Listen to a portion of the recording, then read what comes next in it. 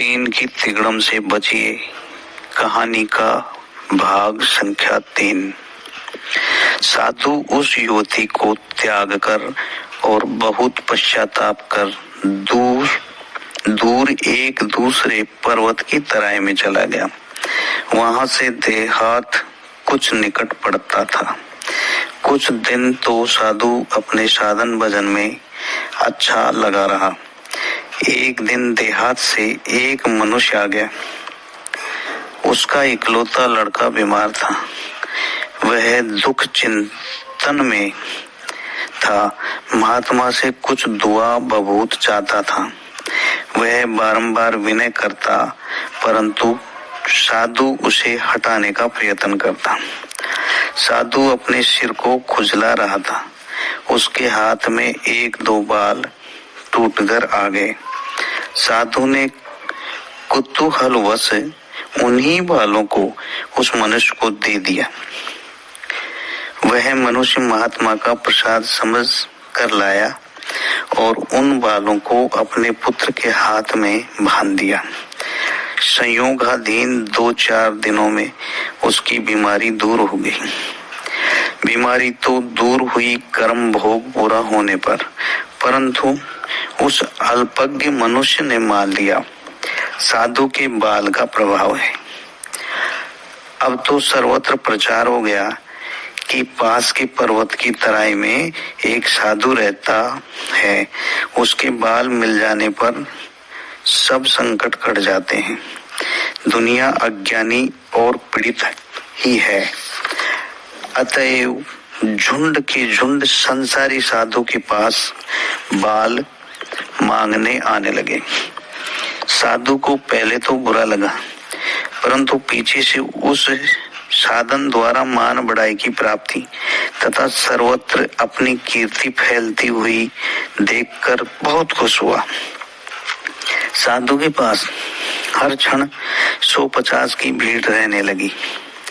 मान बढ़ाई में पड़कर शरीर के सारे बाल उखाड़कर लोगों को दे डाले और सिर के भी 3 भाग में से केवल 1 भाग बाल रह गए। अब साधु बहुत तंग आ गया। लोगों को बाल देने से अस्वीकार करने लगा। एक दिन एक अहीर की माता बीमार हो गई। अहीर 2 भाई थे।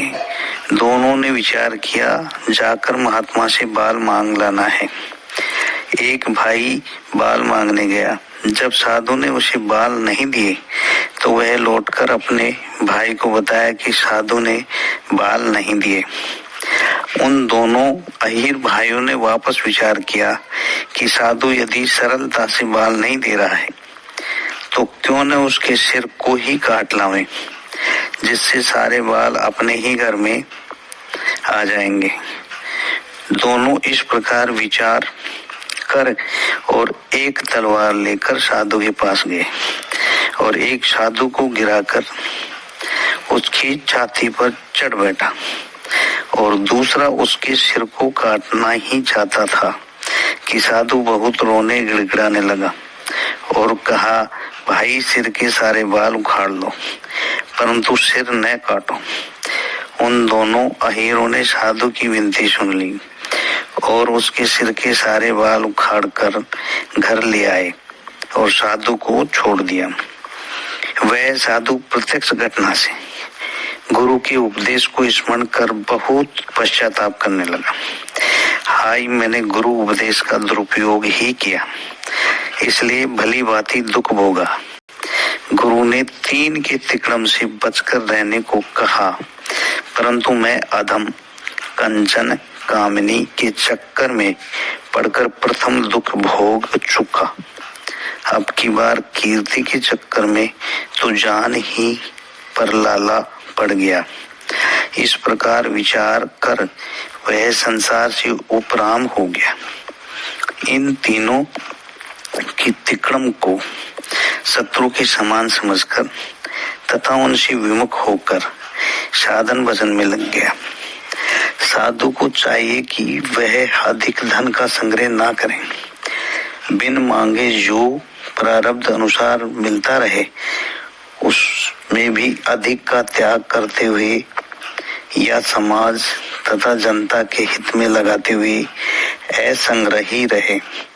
यहाँ का तात्पर्य यह नहीं है कि भक्तों द्वारा की हुई पूजा विदाई न ले, पैसा छूना ही पाप समझ लें। केवल शुष्क ज्ञान और शुष्क त्याग से काम नहीं चलता। यहाँ का तात्पर्य यह है कि साधु को अधिक संग्रहवृत्ति से दूर रहना चाहिए। स्त्री का त्यागी तो तन मन वचन से होना ही चाहिए। स्त्री की संगत से प्रथम के बड़े बड़े तपस्वी वैराग्यवान नष्ट हो चुके हैं। अतः स्त्री को पास रखकर वैराग्य करने का दंभ भूल का लक्षण है। साधक के लिए कीर्ति से गुदगुदी है कि ये प्रथम हंसाकर फिर रुलाती है। ये वैज्ञानिक तथ्य है कि अधिक हर्ष के पश्चात शोक आता है। जब मनुष्य अधिक हंसता है तब उसके नेत्रों से आंसू आ जाते हैं। अतएव मान बढ़ाई और कीर्ति के हर्ष का फुलावा साधु साधक के लिए फांसी के तुल्य है। इसलिए इनसे अपने को हर समय बचाए रखना साधु साधक की परम बुद्धिमानी है। इस प्रकार साधु को तीन के तिकड़म से बचना चाहिए।